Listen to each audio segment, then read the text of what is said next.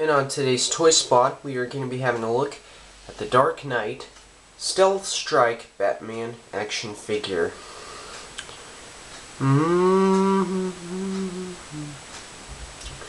Okay, so in continuation and to celebrate the release of The Dark Knight Rises, which just came out on, which I think just came out on December 4th, I'm going to still continue my Batman review spots.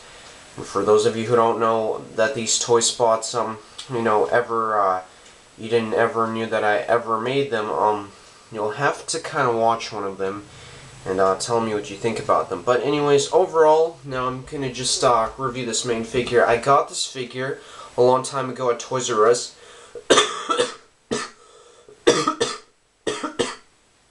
Please excuse my coughing. But anyways, I got this figure a long time ago from Toys R Us. It's a cool action figure, has a really cool gimmick, and I was just able to get it, and of course it was a very old figure back then.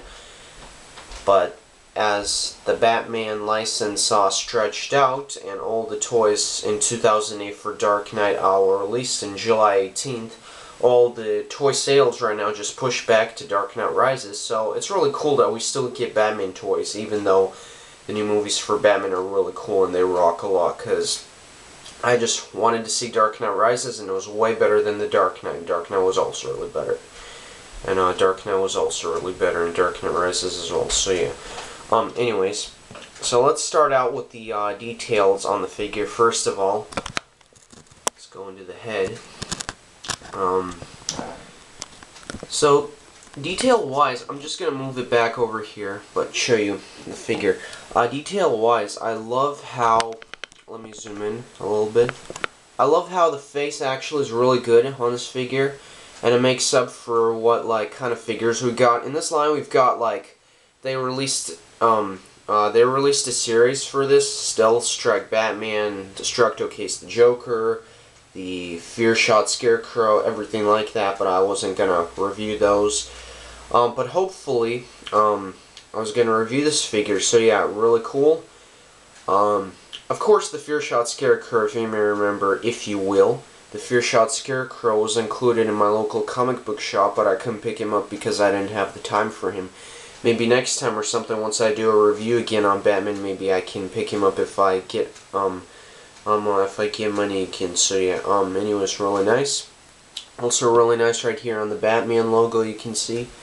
Utility belt, gauntlets, the gloves, really cool. Really nice detail here in the suit, and also in the crotch area.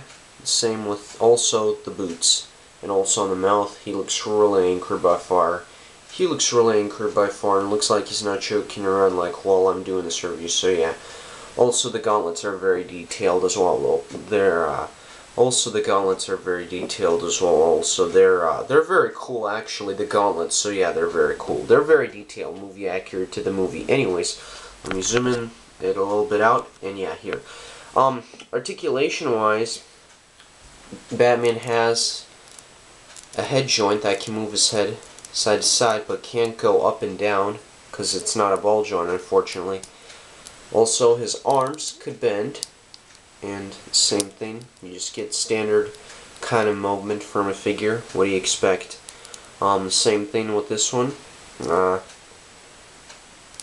Also, you can get some pretty good poses out of this figure, but some of it is hindered, so yeah, this one as well. You kind of get really cool poses like this, and the same thing right here. Also, the waist has some articulation, that's really cool, and his legs do bend out as well. Kind of the same thing. They also made a 4-inch Batman figure as well. I'm not going to compare him with that, but you get the idea, right? The same kind of articulation Mattel used on their figures. That's just what I'm assuming, and you might think I'm a little strange or weird here, might say, Spot, don't go into the basics, but that's just what I'm actually assuming to kind of do because I'm doing a figure review. Now, for some cool accessories, Batman comes with his staffs, his little staffs with kind of like the gauntlets. So you can put the staffs in here, And what you're able to do is, if you were to put the figure in, you just do this, and that would stick out as well. And you just do this, and basically what you would do is you would want to put the gauntlets or the staffs where it is instructed to put them in. I don't have any instructions or packaging with me, but unfortunately they do have packaging, but I didn't want to show you guys because I'm doing this review anyways. I'm not really a genius at this. Don't call Spot that he's not a genius, but it just proves that this is really fun for kids to play with, a cool toy. And you also get these kind of things. So what you would simply do is you would put the kind of like handlebars on his hands, and what you would do here is an easy trick. You'd actually have Batman hold these in his hands, and they would simply snap into place. That's really cool. And also the main part is you could take these out, and you could actually put them. You could actually put them in this kind of like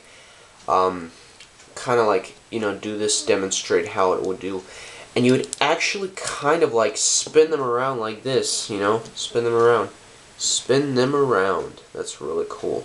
So yeah, that's what I just showed you a demonstration of. If you are a collector or you gave this to a child, they would actually have a lot of fun with this figure. They would have a lot of fun. Now don't confuse Spot, he's actually really cool, but uh-oh, no, the staffs fell out, and Spot is just being silly here, assuming, of course assuming, what really happens. But I love this figure, and I gotta say, it's actually one of my most favorite figures out there on the market. Plus, I just really love the fact that they gave him these kind of things. So yeah, guys, overall, this figure also has really neat, definitely pretty cool paint applications, and it's definitely like for ages 4+ and up, you know, for little kids, because if you have any Batman fans, you'll want to give it to them, and they'll play a lot with it, like smack the Joker in the face, like the Destructo case one, for example. But yeah, overall, for play value and for the factor, I think this figure actually makes up definitely for what it's worth, you know, it's worth a penny and everything. So yeah, anyways, I don't have the other one with me. I think I lost it or something, but still. Overall, if I was to give this figure a rating, I would give it a 10.9 out of 10. Because for the play value, what kind of thing could you make up is that there's a special pair of gimmicks for this figure. Now, like any other toys, this figure is actually really worth it. So definitely, yeah, go check it out. And it isn't so expensive either, but in Toys R Us it's like kind of like $10.99. So yeah, guys, overall, or $20.99 if you will. But I picked this up really cheaply, or yeah, really cheap, and yeah, guys, I hope you enjoyed this review. Stay tuned for some magical Christmas spots that'll be heading your way. And I'll see you all guys next time.